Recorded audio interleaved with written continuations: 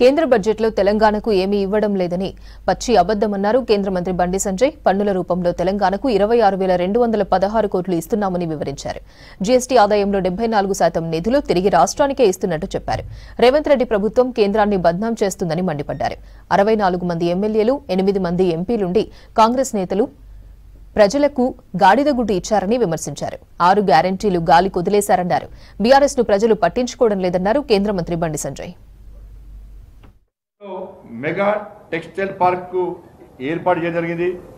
ఇక్కడ ఉన్నటువంటి కేసీఆర్ కొడుకు ఇంకా అహంకారం దగ్గర గట్టిగా మాట్లాడినట్టు కాళేశ్వరంలో ప్రశ్నలు తిట్టినట్టు కూడా ఇలా టెక్స్టైల్ పార్కు సిరిసిల్లలో ఏర్పాటు చేయాలని ఈయన ఇంకా దోస్తులు మాట్లాడతారు. ఇద్దరు దోస్తులు అసలు ఇప్పుడే మా దోస్తులు ఇద్దరం దోస్తులం అని చెప్పి మరి అప్పుడు స్థానిక శాసనసభ్యుని నువ్వే షాడో సీఎం, నువ్వు చెప్పిందే వేదం, మీ అయ్యకంటే నువ్వే ఎక్కువనే, అధికారం అంతా నీదేనే.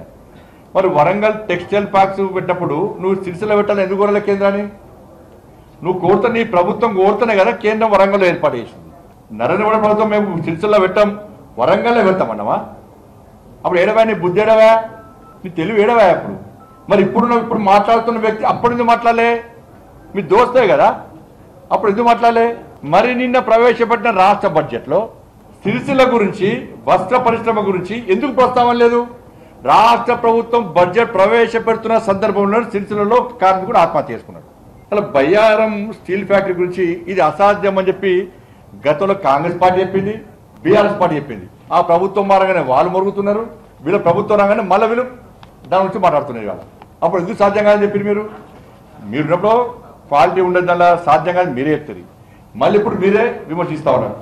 ఇవి కేంద్రానికి సంబంధించింది. ఇవన్నీ చేస్తే కూడా కేంద్రానికి వ్యతిరేకంగా వాళ్ళ రాష్ట్ర అసెంబ్లీలో తీర్మానం చేయడము ఇంతకంటే మూర్ఖత్వం ఇంకోటి కాదు.